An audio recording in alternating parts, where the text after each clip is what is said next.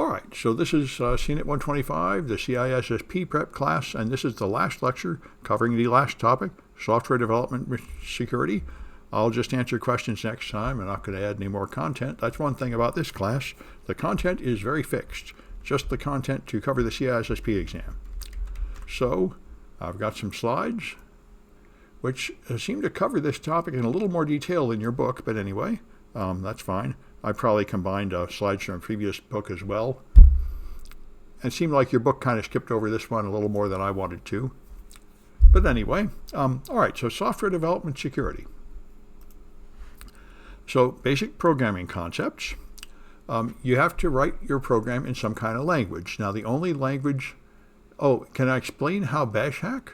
Well, it's very simple. Let me go back to it.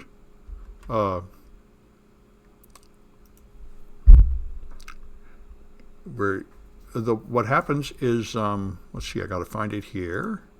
Okay. What happens is somebody writes their programming badly, so it takes some data from the user and executes it as a command line command. And that's apparently what the makers of this F5 product did. So they provide an API at this location, management TM util bash, and then you can just tell it the name of a command and arguments, and it will then run that command. So apparently this was an intentional part of the API that you are allowed to run a command, but if you're going to have that, you would normally force them to authenticate at least, and probably limit what commands they can run. But apparently they just did not limit it. So one word for this, I think, would be it's the insecure direct object access. Without any authentication at all, you can execute arbitrary commands on the server. It's one of the most devastating type of vulnerabilities because it's so easy to exploit. You don't have to know anything complicated. You can just write bash commands like ID and execute them. Just have to send them in post requests. And of course, it is pretty relevant to what we're talking about. So there's languages you can write in. And the only thing the computer ever uses is machine code, which is a binary language, hardware built into the processor. And that's all true, yeah. Good. And however, most people don't want to write this. They want to write source code in a higher level language. It's easier to use, like Bash we were talking about, or C, or something like that. You use a high level language where it's much easier to accomplish things. Now, assembly language is what happens when you try to reverse engineer machine code. You take compiled code that's ready to run, and you bring it back down to assembly language, or you can, in fact, write directly in assembly language, but it's extremely rare and usually only done for special purposes because it takes a lot of work to do very simple things in assembly code. So compilers take your source code and turn it into machine code. Interpreters translate each line of code one by one while the program runs, so they run much slower than compilers. And bytecode is a machine-independent form of compiled code, which is what Java uses. So when you compile Java, it does not compile down to machine code for one processor. It compiles down to bytecode, which is then run in a Java virtual machine. And your Java virtual machine could be on Linux or on Windows or on Mac, and it would all run the same bytecode. So that's the idea. That's why Java is cross-platform. It's also slower than things that are compiled down to specific architecture that you're using. Procedural languages have subroutines, procedures, and functions, like C and FORTRAN. They've been around for a really long time. Object-oriented languages are newer, like Visual Basic, where you have you can define an object like a button on a form, and then you have code that happens when you click the button, and you have other objects that have other code in them, and you have object inheritance. You can define an object, and then you can define a sub-object that's a derivative of that object and inherits all its attributes and methods. So this is where a lot of modern code is written. In, for example, Metasploit that we use in all the pen testing classes, Metasploit is written in Ruby, and this is what it looks like.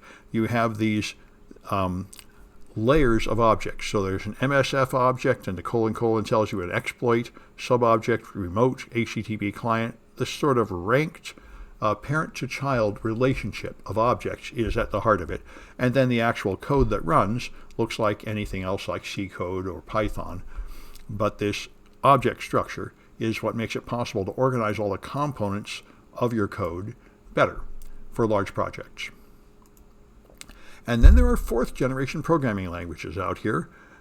Well, apparently Cold Fusion is one of these. I've never used these. I've only heard of them. It will supposedly automatically create code. I'm aware of platforms that automatically create HTML, but I've never used these things to automatically create code.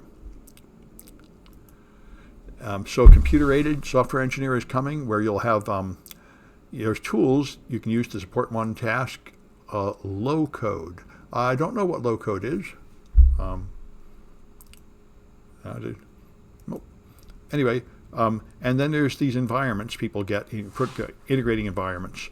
And this is computer-aided software engineering. Supposedly, more and more, you're going to have tools that help you more and more write your code. There's already tools that color-code it, that help you avoid syntax errors, and these other things begin to suggest code to you, I think, sort of like Microsoft Office and Google Office will suggest phrases to you when you're writing. So you can start with high-level requirements and then fill it in. You can start with low-level technical details and then build it from the bottom. These are just different ways to plan your project. All right, I'm not, people are saying low code in Python, and I don't really understand either of those comments. So anyway,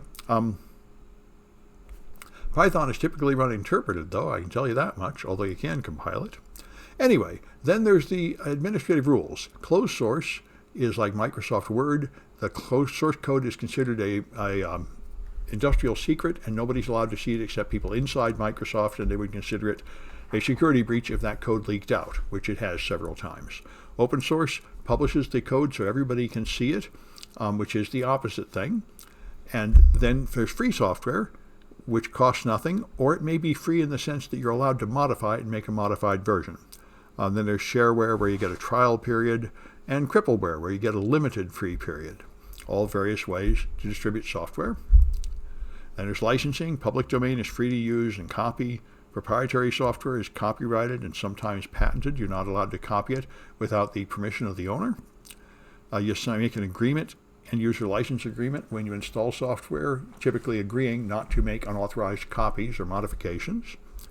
Unless you have open source licenses, and there's quite a few of those, like the GPL, BSD, and Apache, all of which give you the ability to make modified versions of it, and typically have other requirements like you must always include the source code with your modified version, and perhaps credit for the original author, that sort of thing.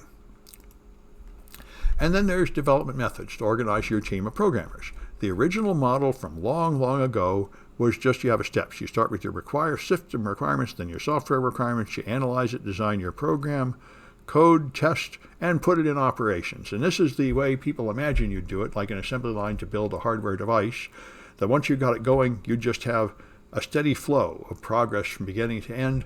This turned out to be a pipe dream.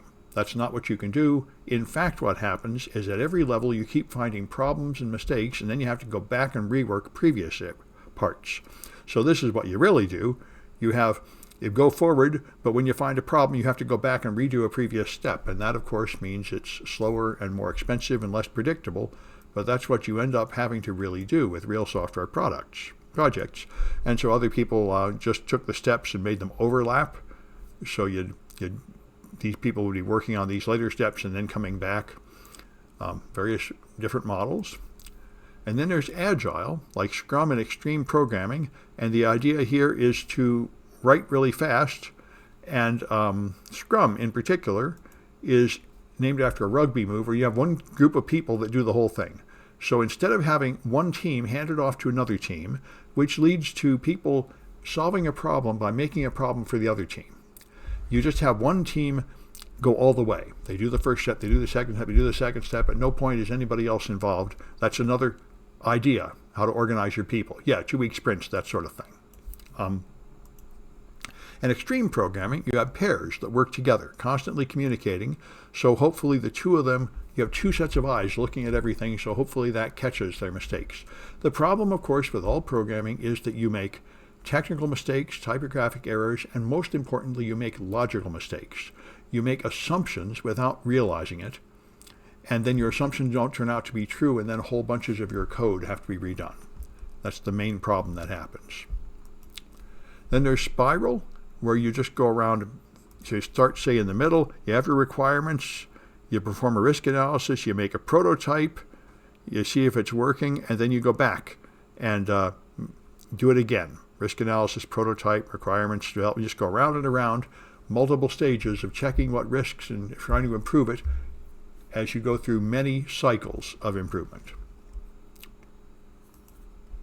Then there's something called rapid application development, which uses prototypes, dummy GUIs, and back-end databases. And what this does is it provides mockups for the customer. You say, well, it could look like this. And then you say, well, it could look like that. And you show them a mocked-up version of what they're going to see, and then you fill in the code after the customer agrees to it. So the idea is hopefully that you stay on track, creating what the customer wants. And this reminds me of web design, where one of the fundamental problems is the customers don't usually understand what they want. So you make something and they say, oh, no, not like that. Well, then make it like this and not like that. And so people get frustrated. So this looks like an attempt to deal with that problem, where you have frequent, quickly made prototypes to show the customer, so you don't waste a lot of time perfecting something that they aren't going to want anyway. Microsoft worked on this software development lifecycle, and they include security in every phase, and it's now a NIST publication too. So you initiate the project, you develop it, you implement it, then you operate it, and then you dispose it, and you do it all. You consider security at every step. Microsoft did this because Microsoft products were getting hacked so badly, they had to increase their security starting in 2002 with Bill Gates' secure computing memo. And they developed this. So you make a security plan, then you do a sensitivity assessment to decide how sensitive is this product. If it's something like a thumbprint reader for authentication, that's really important. If it's something else like just a webcam to take pictures of people, not used for authentication, it's probably not as sensitive. And on you go. Then you determine your requirements, install controls and security testing and accreditation. Then you maintain it. This is backups, key management, audits, and monitoring. And then you consider disposal of your software and hardware. At the end, how are you going to save what you need to save, and how are you going to clean off all the media so you don't have leftover old copies of things on hard drives and other such products. And that's the software development life cycle. So you have a product team that focuses on your customer to make sure that they can meet the customer's needs. And then there's other issues like one we mentioned before, software escrow. If you buy a product, but you're afraid the company will abandon that product, which as we see happens all the time, especially in the Internet of Things space, then you might, under contract, require them to put their source code somewhere where you can get it if they abandon it, so you can at least have the source code to have your team try to support this product. That's still going to be pretty painful, but if it's important enough to your business, you might want to do it. So your code repositories have to be somewhere. Most people, now that your staff is all working at home and you're outsourcing and everything, your staff is scattered all over the world, so it's not enough to just have a server on your own premises with the software. You typically have something like GitHub, so you have a repository that people can access over the internet in the cloud, and therefore you shouldn't publish code that contains secrets. The GitHub doesn't necessarily have to be available to the whole world, but it tends to get shared, and you have to learn to write code without secrets in it like passwords. When it needs a password, it will read it from a file that is not in the GitHub. All right, then there's APIs, which I've been talking about a lot on these Wednesdays. APIs are when you provide a service to others, like Facebook. Facebook has an API. You can write a game which will interact with Facebook, and GitHub has one, and pretty much everybody has one, where you offer some services to external people, and they can now communicate with it. For example, somebody might want to build an app that implements whatever you've got, like a City College app. There's an official City College app, but you could write an unofficial City College app, and then you would send an API request to the City College server and say, send me the schedule of classes, and so on. And I don't know to what extent City College provides that, but a lot of people like Twitter and Facebook do. So you can write a custom app. And it turns out that these APIs, the application programming interfaces, tend to be very poorly implemented, like that Big 5 one, where you can send a request and it will treat you as if you were the administrator when it shouldn't, and make mistakes like that. So OWASP has an API security toolkit which has codes and examples and training products to avoid the top 10 API vulnerabilities. And the main features you have to see, you have to authenticate who people are, you have to check to make sure they should be allowed to have access to what they're having access to, you have to watch the input to see if there's special characters or dangerous things sneaking in, and the output for the same thing, cryptographic errors, transport security, and so on. The typical considerations for any product, just such as a web page, also apply to APIs. And you have to have change and configuration management. If people are changing anything about your software, then there should be a process of considering it and only making changes in a careful way and recording them so you know what you've done. So you have a configuration management plan for things like routers and products, change control board, and identification, change control, and monitoring. All right. And DevOps is explained wonderfully in a book called The Phoenix Project. Remember I mentioned earlier, if you have many teams that pass it off to the next team, people will frequently solve a problem by taking a shortcut, which will have to be fixed by another team. So they can just sort of trick somebody else into make a problem become somebody else's problem. And DevOps is where you don't let that happen. Instead, each division of your company treats the next one they hand it off to as a customer, and they have a feedback loop. So if they don't like anything about the product, they can easily communicate with you, and you very carefully fix anything that ever causes things to go back for rework. So you very rarely have to send anything back for rework, and you smooth out your assembly line so ideas get implemented into products nice and linearly, and you can respond quickly. And the king of this is Amazon. Amazon has 144,000 rolls out of new code per day. So if you have an idea, they can just you can just test it within half an hour. You can roll out the new thing on Amazon and see what the results are. And you don't have to wait for weeks for things to be approved. I don't understand the question K-bands, but I will bring up the Phoenix Project in case that's what it's about.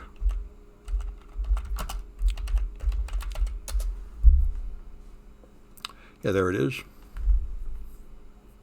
I highly recommend reading this book. It helped me understand DevOps much better. It has a whole bunch of authors I know. Kanbans. There's a question about Kanbans, but I don't know what that is. I see Kanbans twice, and I still don't know what that is. So, is that maybe the name of one of the authors? No, Gene Kim. Part of the Agile system. Oh, okay. Well, that could be. I don't know about it. I've never done it. Good. But if you people know about it, feel free to speak up. Often the students know things I don't, especially on the software development. I've never done formal software development. I've always worked in smaller shops. Kanbans is a Microsoft suite. Oh, okay. All right, well, let's look at a Kahoot, which is here.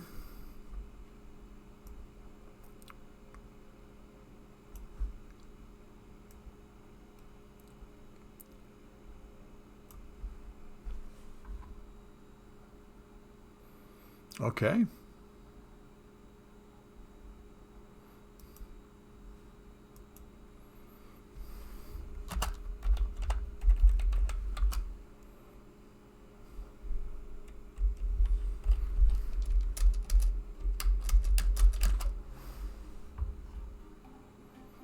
Music went back to normal. All right.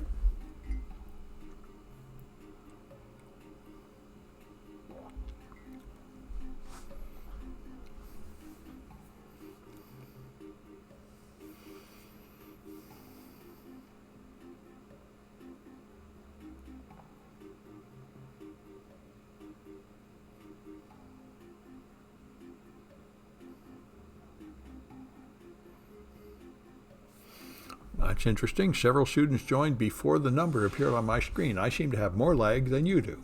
I guess the lag is randomly different for each student. Yeah.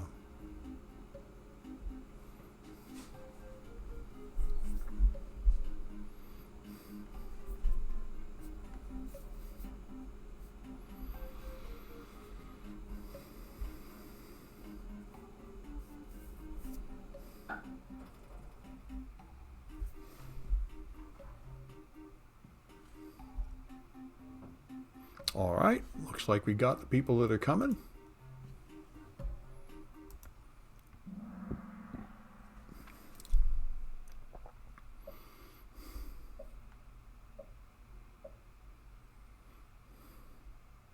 All right, so what computer code is close to English?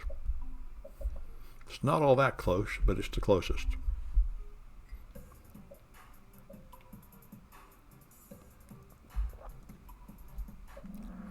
That's source code. Good.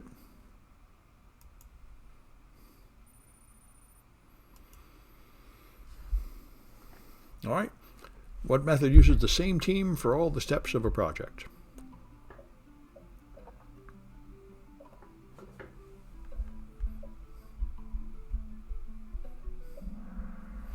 All right, that's Scrum.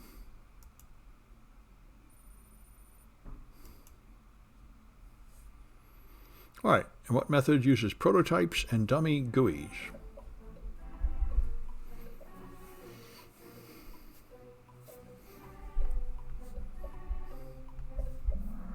That's RAD, Rapid Application Development.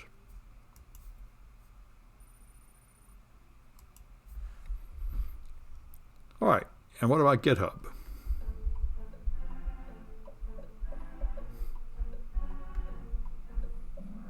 Code repository, the main place people store code, so your teams can get at it and so you can have version control. All right, good.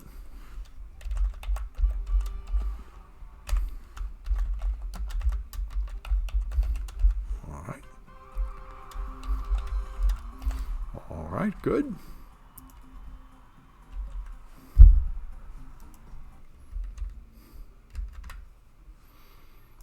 All right, and then there's databases. A database is just a structured collection of data. It can, in fact, be pretty unstructured, but usually it's structured. And so you can insert data, you can delete data, and you can do queries to find the particular data that is important. You have a database management system, which is what's used to control the database. So database administrator, just like a network administrator, is the responsible person with authorities to control the database, and they typically do everything with SQL statements. Structured query language is the main thing people use to perform all those activities: create databases, update them, search them. Now there is an inference attack where you will deduce high privilege information in a database by combining low privilege data. So if you have, for example, a list of phone numbers like a Centrex system, and some of them are secret, you can just look at all the ones that aren't secret and find which numbers have been skipped and deduce that the others are secret, that sort of thing. Then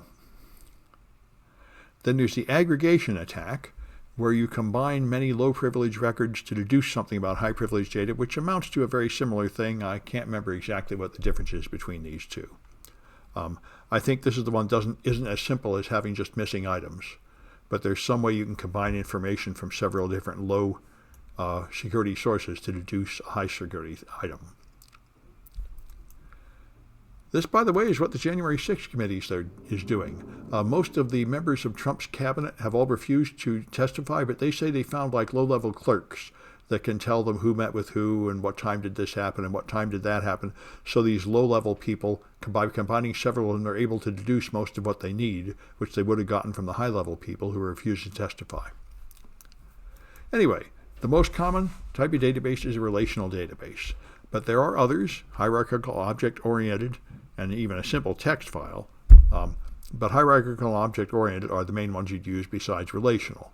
The typical relational database, you'd have like users and social security numbers with some fields and isadmin, and typically, not shown here, you'd have a primary key like a user ID. And so you got rows and columns. The rows are called records, the columns are called fields, and you have a primary key field, which is something that is guaranteed to be a unique identifier. So in government work, you'd use a social security number, but you're not allowed to use it for private businesses. That's why everybody assigns a number to you. Your Safeway number, every store you go to assigns you a number, so you can tell who you are. That's the primary key, and the foreign key is some field in another table, and the most common case is, say, customers and orders. You have one record for each customer for things like their address, and you have a list of orders that will have many records for the same customer, all the different products they've ordered. And you join them by connecting a field, like a customer number, so you can connect the orders to the customer in the other table and find out their name and address to mail them something.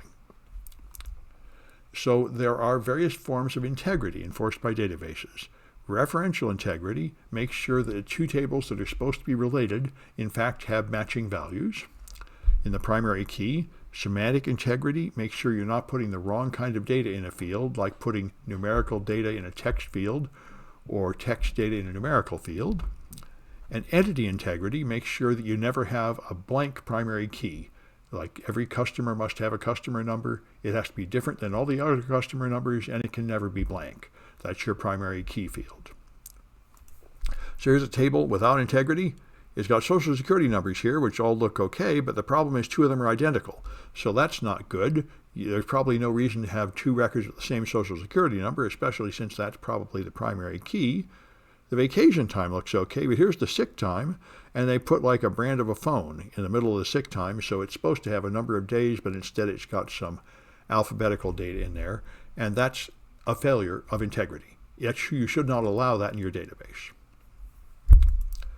There's normalization, which removes redundant copies of data. If you have the same data stored in more than one table, then you can end up not updating both of them, and now you end up not knowing which is the current address for your customers and things like that.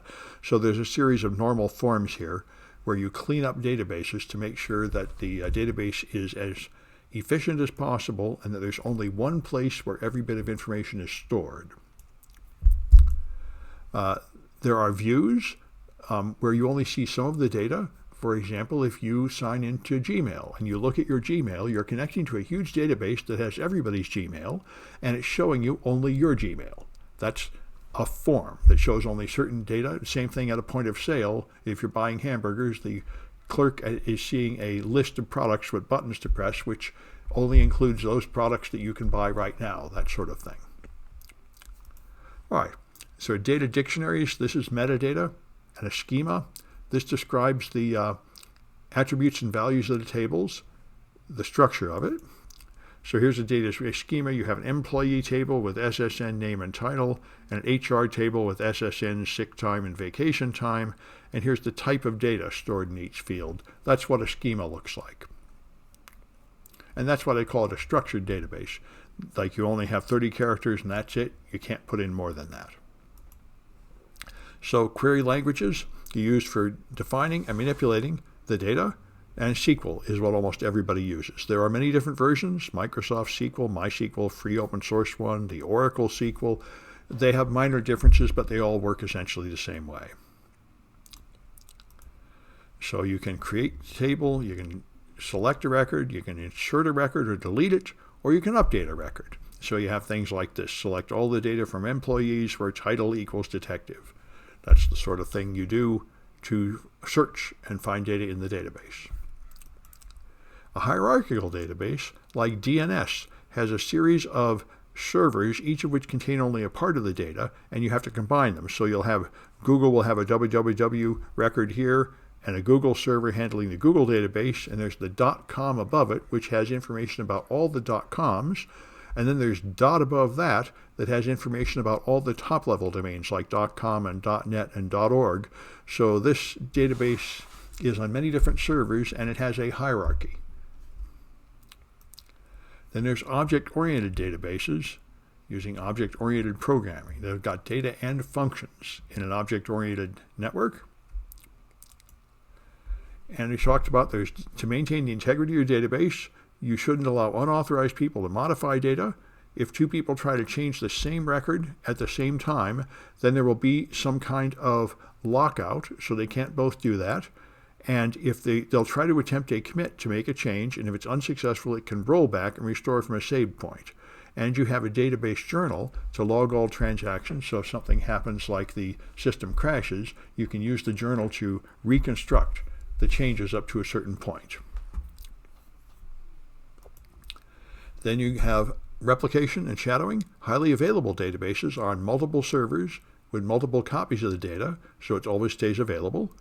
Database replication mirrors it, and they're both in use at the same time. And there's a shadow database, which is just a backup that is not in use, but it's just there in case it crashes. Just like servers we talked about before for high availability solutions.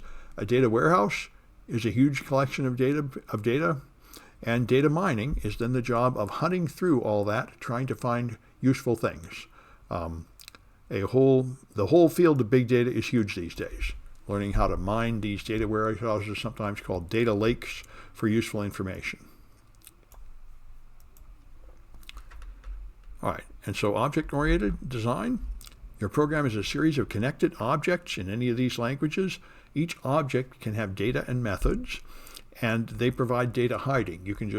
The object is a conceptual object. You could have an object called an employee, and that has a method to create the employee, to hire them, to fire them, to promote them. It has their name and address and their pay rate and all kinds of things, but you just think of one object that has all that, and you can manipulate that object.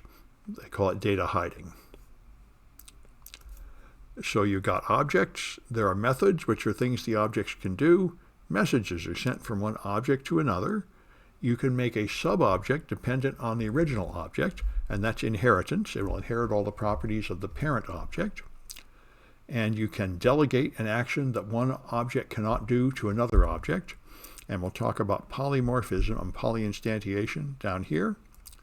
Here's addy, for example, is an object that adds numbers. So you feed in two numbers, it adds them together, and out comes the output. Then addy, if you get it a negative number, addy will delegate that to subby that can do a subtraction. So that's delegation.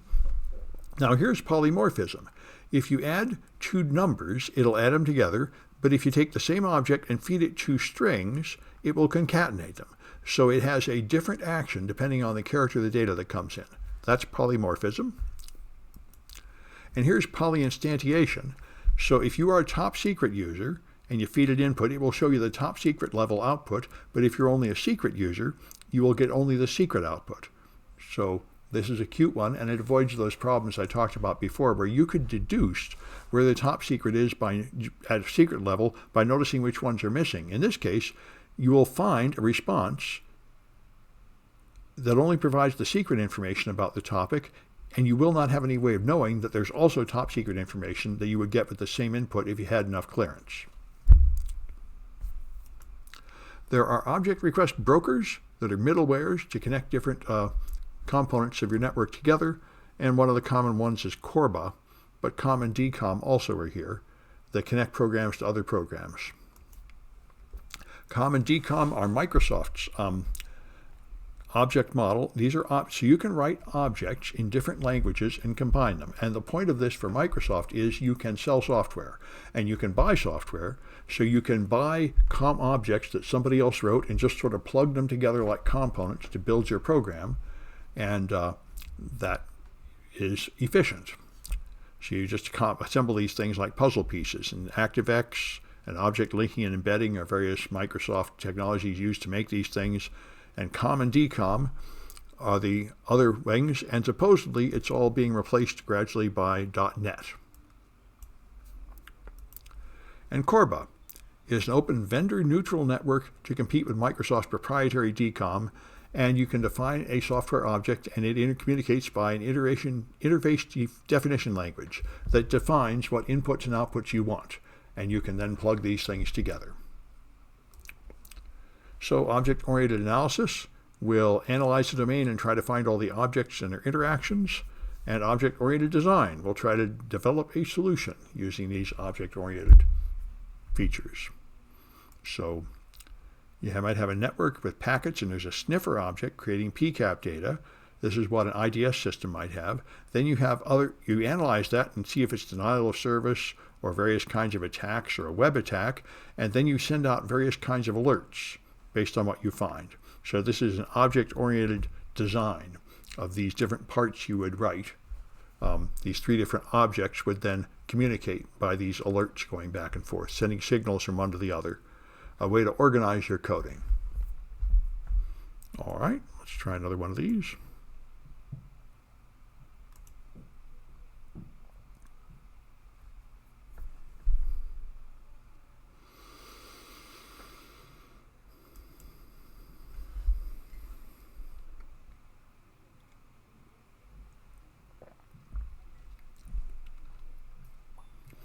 Graph database.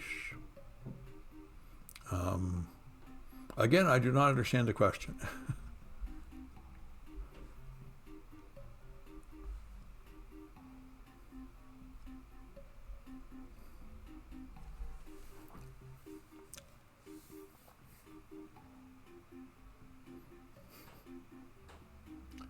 Heard about Neo4j, which is a graph database. Well, I don't know about it.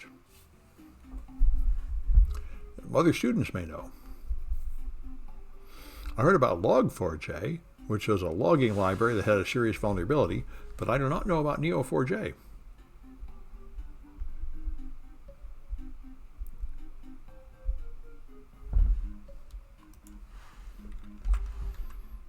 While people are joining, let me see if I can find a page about Neo4j.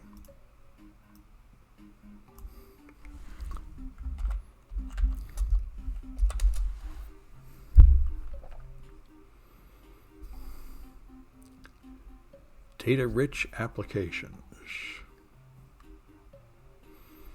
A graph database management system.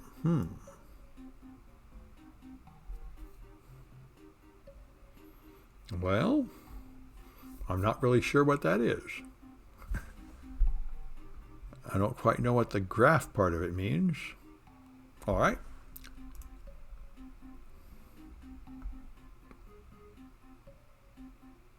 I guess we got the players. Okay.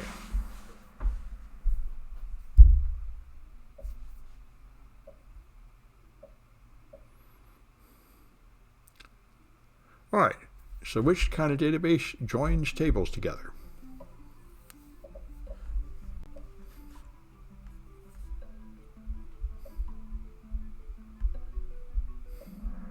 That's a relational database, the most common kind. Good.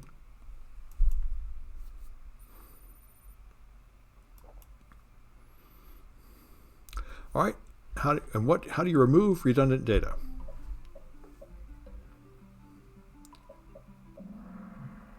Good. That's database normalization. Good.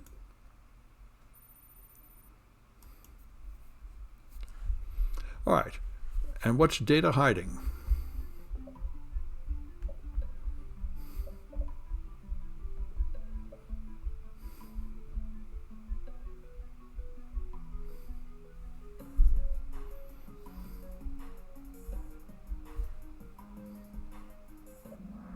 Yep, that's encapsulation. You have one object, you move it around, and a lot of hidden details are inside there.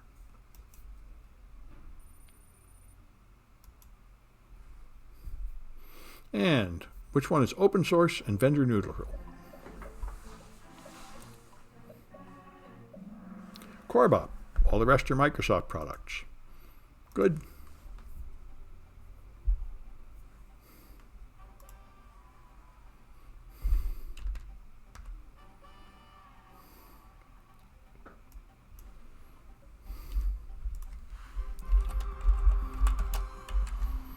All right. I've got the winners. All right. And okay, so to measure the effectiveness of your software security, there are a lot of vulnerabilities. As you can see, 10 to 50 errors per 1,000 lines of code is a common number people quote. So you can have hard-coded credentials where you put passwords or something in the code. This happens over and over. Buffer overflows, where you define an object and then you put too much data in the object, so it overflows and corrupts memory. SQL injection, usually done by adding apostrophes to things that are going into text fields, which cause things to be misunderstood as commands. Path traversal, where you have a website and you're able to change the path by moving up with .. and traverse out of the web directory to other directories on the server and access files you shouldn't have been able to see. And a similar attack in PHP is file inclusion. PHP pages often have a file name in a parameter, and you can often change that file name parameter to traverse the directories and refer to some file that you were not supposed to see or manipulate. So we've already talked about these. That's the buffer overflow. And then there's race conditions called time of check, time of use, where your software saves something in a file and then they read it later without realizing that someone might have changed it. And that's so you have a brief period of vulnerability, and if the attacker can win the race, they can cause unexpected events. Cross-site scripting is where you have a page that takes input from the user, and they put script in instead of just normal text, and your page fails to sanitize it, so that script runs in the browsers of people who view the page. It's extremely common and can be used to exploit users. Beef is an old exploitation framework like Metasploit that used this to attack people in various ways. Cross-site request forgery. If I can add code to a page, I could add code that refers to a different site. So you could view my blog post, and when you view it, there's a reference here that causes you to go to your bank page and send me money, or go to Amazon and buy my book. So of course this would rely upon you already being logged in to one of those other sites, but most people are logged into Twitter and Facebook and perhaps even Amazon frequently, and they might be logged into their bank, so that's the sort of thing. You trick their browser into making an extra request to a different site. So that's cross-site request forgery. And privilege escalation is escalating from a normal user up to administrator or root. Horizontal escalation is moving from one user to a different user, but not up to a higher privilege level. Backdoors are shortcuts into a system, like a secret name and password or a listening port or some kind of service that gives you the ability to control system. This is typically what hackers do once they compromise a system. They install a backdoor so they can come back and continue to use it later. All right. So when security researchers find these things, they can then disclose them. They might do full disclosure where they just publish it openly on Twitter or a blog post and everybody can see it. And then the vendor that might want to patch it has to race with all the bad guys that are going to exploit it.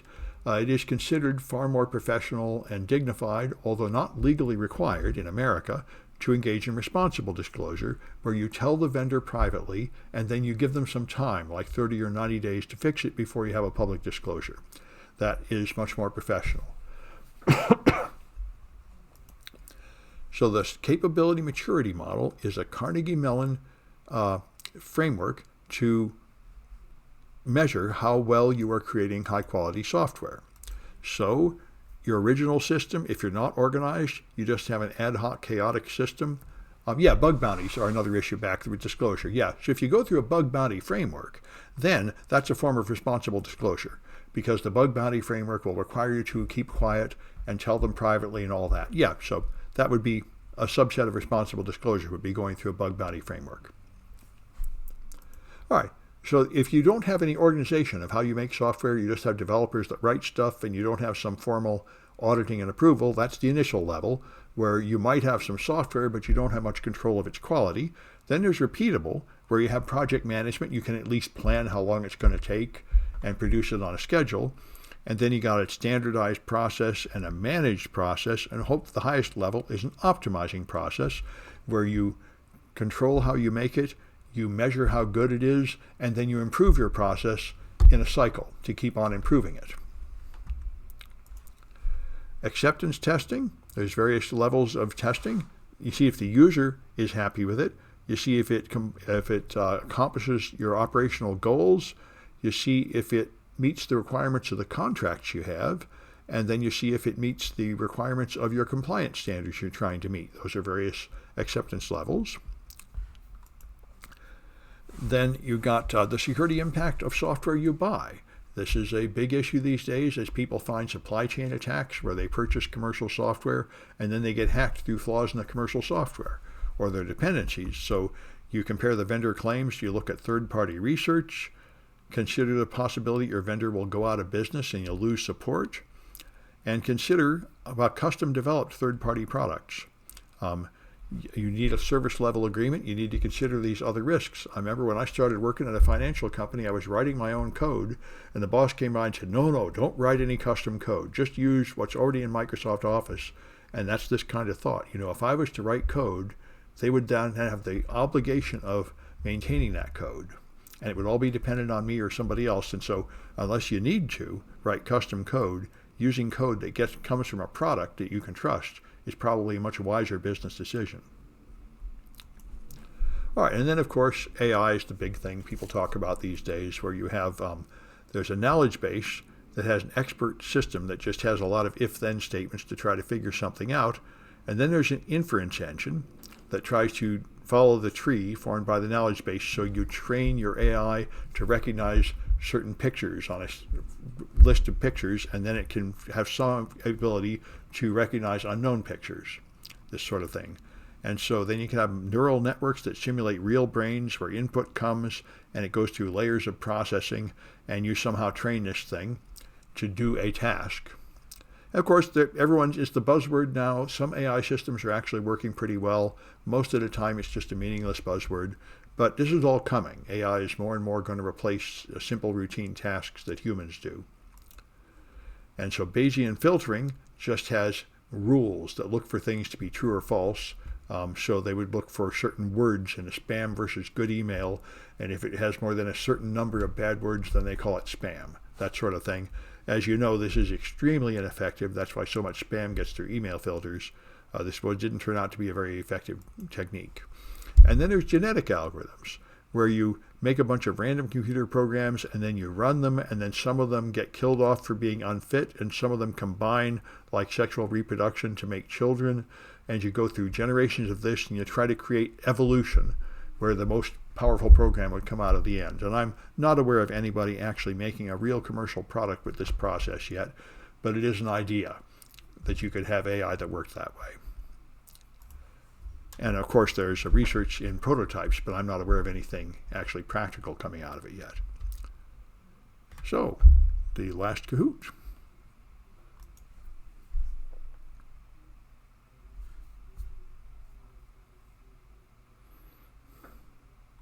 All right.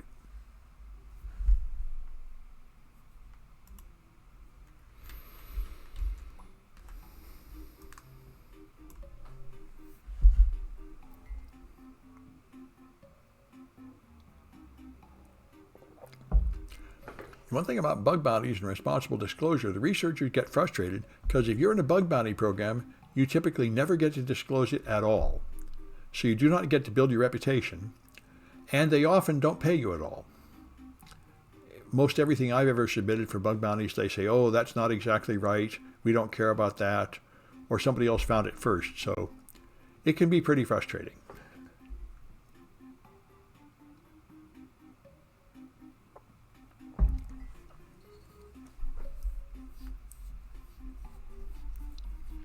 Kind of like rock music. A small number of people make a lot of money. Yeah, a few people make a ton of money, but most everybody else doesn't really.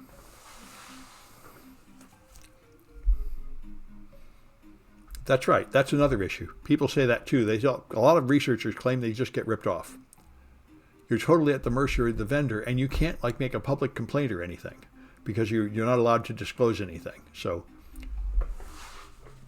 a lot of researchers I know are pretty fed up with bug bounties, and they're refusing to participate in them anymore. However, they're still going on. Blockchain, not as far as I know. I'm not sure of how blockchain would solve it. Although if you talk to a blockchain enthusiast, they usually think they can solve everything with the blockchain. Anyway. Yeah, Boba Fett had a different kind of bounty. All right, anyway.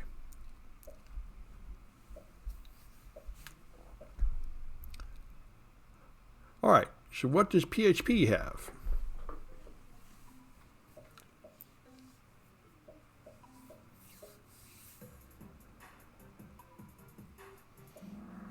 All right, it tends to have file inclusion. Oh, I see what you're saying, Hadik. You're saying that the blockchain could solve who submitted it first. The problem is you don't want to make it public what people found, and they can say that the first submission is not really the same as the second one. So that's one problem I see. But yes, if it's just an issue of who got there first, then it would seem like a blockchain would be a simple solution for that. All right.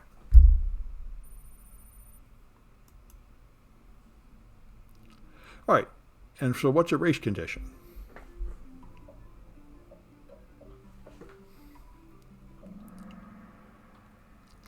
That's it. Time of check, time of use.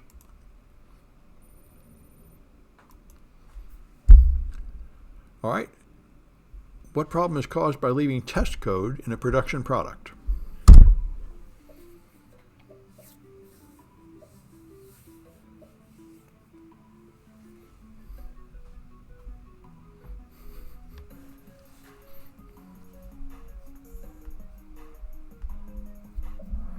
Yeah, backdoors. The Cisco did this something like 8 times in the last few years. Their products had a hidden administrator hard-coded password that people would find. It used to be a fairly common technique to leave that in there for your tech support to use, but it's no longer considered acceptable. Anyway. All right, and the software quality framework from Carnegie Mellon.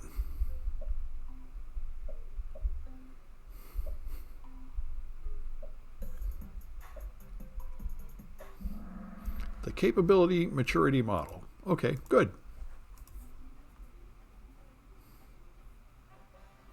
All right.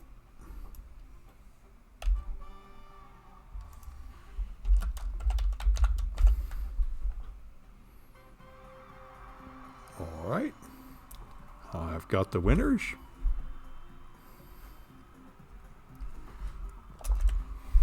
All right, I'm going to stop this recording.